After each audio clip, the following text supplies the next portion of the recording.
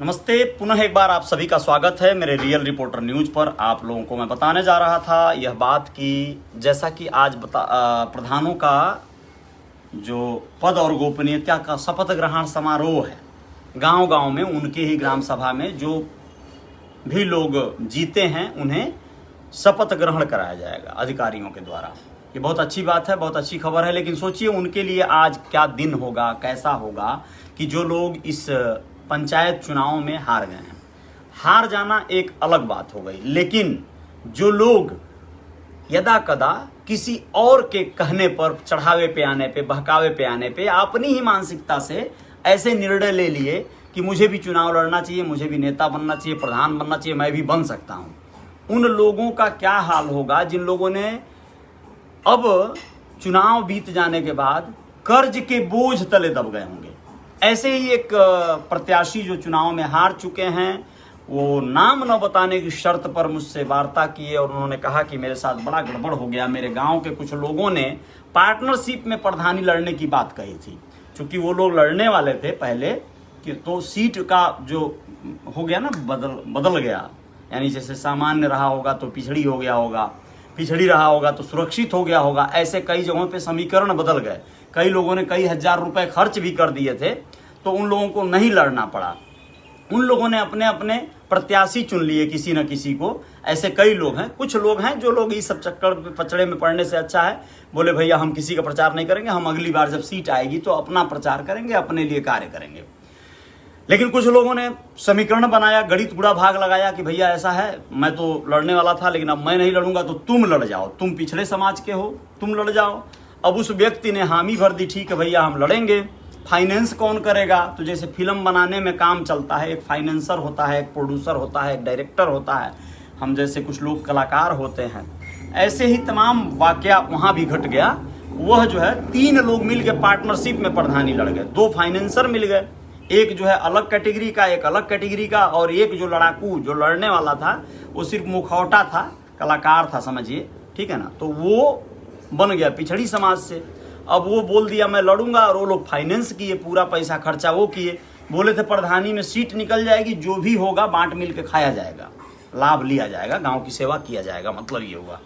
लेकिन अब वो हार गया, अब प्रधानी हार गया। तो अब वो जो लोग फाइनेंसर लोग हैं वो लोगों ने फिर योजना बनाई कि अब कैसे पैसवा निकलेगा। तो वो लोग बोले भैया ऐसा है, अब वो पैसवा जो है तुमको भरना पड़ेगा। वो जीतने का पार्टनरशिप ही था, हारने का नहीं था ना।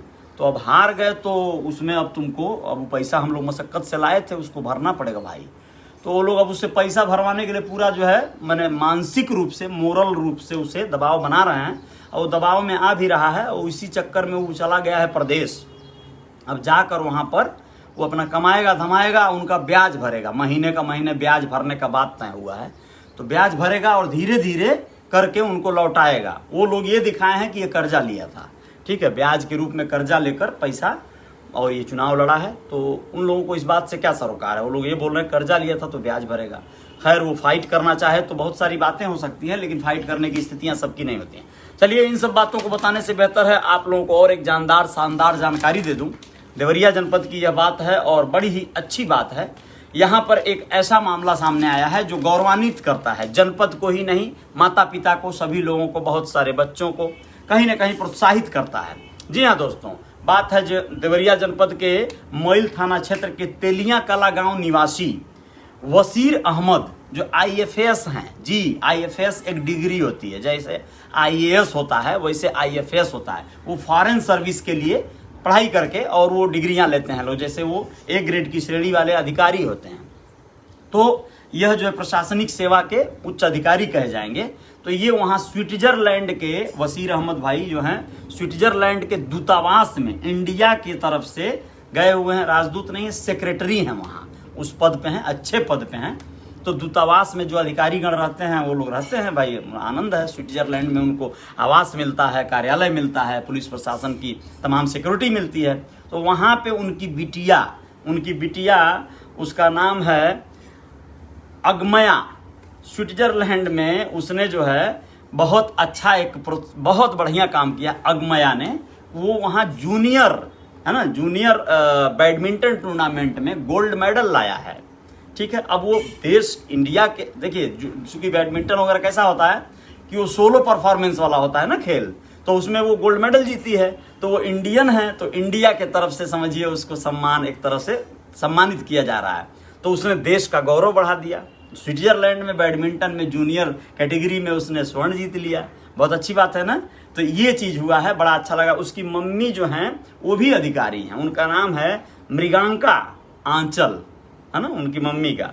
लोकसभा सचिवालय दिल्ली में सेक्रेटरी हैं ये, मम्मी पापा दोनों अच्छे पोस्ट पे हैं, तो बच्चे भी कुछ अच्छा ही कारनामा करेंगे, उन्हें जब सहूलियतें मिलेंगी और उन्हें जब अच्छा जो है गाइडलाइन मिलेगा, अच्छा वरदहस्त मिलेगा। आप लोगों के बच्चे भी कारनामे कर सकते हैं, आप लोग उन्हें संरक्षण दीजिए, प्रोत्साहन दीजिए, उनके साथ आप लोग एकदम बने रहिए, उनके अभिभावक जिम्मेदार, और उन्हें क्रिएटिविटी, उन्हें सकारात्मकता की ओर लेके जाइए, उनको मित्रवत आप बहुत अच्छा कुछ कर सकते हैं। बहुत कष्ट तब होने लगता है कि ऐसे माहौल में ऐसे कई लोग अपने बच्चों को एक अच्छा जीवन शैली दे पाते हैं, बच्चे भी माता पिता और देश का समाज का नाम बढ़ाते हैं, जैसे कि मृगांका, जैसे कि अगमया ने किया, अगमया, मृगांका उनकी मम्मी का नाम है, तो अगमया ने जो किया है स्विट्जरलैंड में बैडमिंटन से, उन्होंने देश का सम्मान बढ़ाया है। वसीर अहमद जी की बिटिया ने, तो वो देश का ही नहीं, देवरिया जनपद का, मोइल थाना का और अपने गांव तेलिया कला का नाम बढ़ा दिया। उनके पापा कभी गांव में रहे होंगे, अब तो वो खैर विदेशों में और विदेशों के कई देशों की यात्राओं पर रहते हैं और देश के लिए सेवा कर रहे हैं वो। लेकिन एक खबर ऐसी आप लोगों को बताने जा रहा हूं जो रिश्तों को शर्मसार करता है दोस्तों, बहुत ज़्यादा कष्ट होता है। ऐसे भी हैवान जिस समाज में पड़े हैं, दूसरों की बेटियां सुरक्षित कहाँ रहेंगी जहां पर अपनी बेटी ही सुरक्षित न रहे। बहुत कष्ट और बहुत हृदय विदारक घटना है वाराणसी के सारनाथ थाना अंतर्गत। सारनाथ में ही एक किराए का कमरा लेकर विगत 12 वर्षों से प्रेम विवाह करके एक शैतान रहता था। वो शैतान एक ऐसा वहशी दरिंदा जो अपनी ही बिटिया, 8 साल की बिटिया के साथ कर रहा था वहशीपना। माँ ने कंप्लेन दिया है सारनाथ थाने में, वह अरेस्ट हुआ है। वहाँ पे आप लोगों को बताना चाहेंगे कि महिला अपराध की जो अपर आयुक्त पद पर एसपी, मतलब समझिए हैं वो अपर आयुक्त कहे जाएंगे, आरती सिंह माँ बेटी दोनों से मिली और उनकी पूरी रिपोर्ट दर्ज करी। और इससे पता चला कि वो इतना बड़ा निकृष्ट इंसान, आईपीएल, आजकल ऑनलाइन मोबाइल पे आईपीएल में जुआ और सट्टेबाजी जो करते हैं सब ना, उस तरह का एमपीएल वगैरह टाइप का इस तरह का वो खेलता है, गेम खेलते रहता है दिन भर और जुआ खेलता है वो। उसके अंदर सोचिए वो प्रेम विवाह किया था जिस औरत से, उसकी बेटी पर ही उसकी नज़र, यानी उसकी अपनी बेटी पर 12 साल पहले। इस तरह के हैवान पड़े हैं जिस समाज में, उस समाज में हम क्या ख्वाहिश रख सकते हैं? दूसरे की बेटियां कहाँ सुरक्षित हैं ऐसे शैतानों से? उसे पुलिस ने गिरफ्तार किया है पास्को एक्ट में उसे, और 376 AB के तहत जो है उस पर कार्रवाई की जा रही है। अब दुर्भाग्य देखिए उस परिवार का, अब जहां उसकी जिम्मेदारी थी उन्हें खिलाने का, उन्हें पढ़ाने का, उन्हें अच्छे लाइफ स्टाइल देने का, वहां पे वो शैतान हैवानियत करके अपने इस तरह के दुर्दांत विचारधारा और सोच के चलते आज जेल चला गया। अब वो जेल जा रहा है और आप सोचिए कि अब उनकी परवरिश कैसे होगी, उनका देखभाल कैसे होगा। उस बिटिया के दिमाग में, मन मस्तिष्क पे अभी से क्या अंकित हो गया, वो भविष्य में अब कैसे अपने आप को संभाल पाएगी। बच्चों को सिक्योर करना है, बच्चों के जीवन के साथ खिलवाड़ नहीं करना है, बच्चों के जीवन को क्रांतिकारी बनाना है, शानदार बनाना है। वो आपके नाम का बिगुल बजा सकते हैं, पूरी दुनिया में आपको सम्मान दिला सकते हैं, गौरव दिला सकते हैं। आप लोग सोच कर देखिए, धीरू भाई अंबानी जी, कुछ लोग अगर ये सोचते हैं कि मुकेश अंबानी अपने देश के बहुत बड़े टैक्स पेयर हैं, इतने बड़े कि आप उनके बारे में मैं किसी दिन और बताऊंगा, लेकिन वो उनके पिता की बदौलत हैं। उनके पिता ने एक सिस्टम बनाया, उसको आज वो लेके अमीर बने हुए हैं। लेकिन आप लोग सोच सकते हैं मुकेश अंबानी, मैं मुकेश अंबानी की बात कर रहा था, मुकेश अंबानी के पिता धीरू भाई अंबानी जी ने जो सेटअप बनाया, जो सिस्टम बनाया, उसको लेके मुकेश अंबानी जी तो देश के अव्वल अमीरों में आ गए, 1 नंबर के अमीर बन गए। लेकिन उन्हीं के छोटे भाई अनिल अंबानी ऐसा नहीं कर सके, वो कहीं ना कहीं पिछड़ गए इस दौर में, इस पूरे विधा में।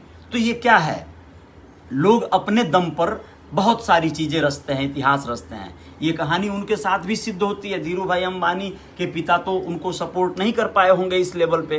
तो आप लोग हर हाल में समझिए कि अपने बच्चों के लिए कुछ बेहतर करना है, कुछ बड़ा करना है। अपने बच्चों को आपको एक बेहतर भविष्य देना है, उन्हें एक बेहतर ज़िंदगी देनी है, उन्हें दुनिया की वो अनुभूति देनी है जिससे वो कुछ बड़ा कर सकें, कुछ इतिहास रचने जैसा। शिक्षा के मामले में, खेल के मामले में, राजनीति के मामले में, समाज के मामले में, हर चीज पर जो है काम कर सकें। आप लोगों को और इसी तरह के और खबरों के साथ आजम खान की तबीयत गंभीर बनी हुई है, बताते हैं आपको अगले वीडियो में। आप लोग बने रहिएगा। रियल रिपोर्टर न्यूज पर आप लोगों का स्वागत है। बहुत बहुत धन्यवाद, शुक्रिया। जय हिंद, जय भारत।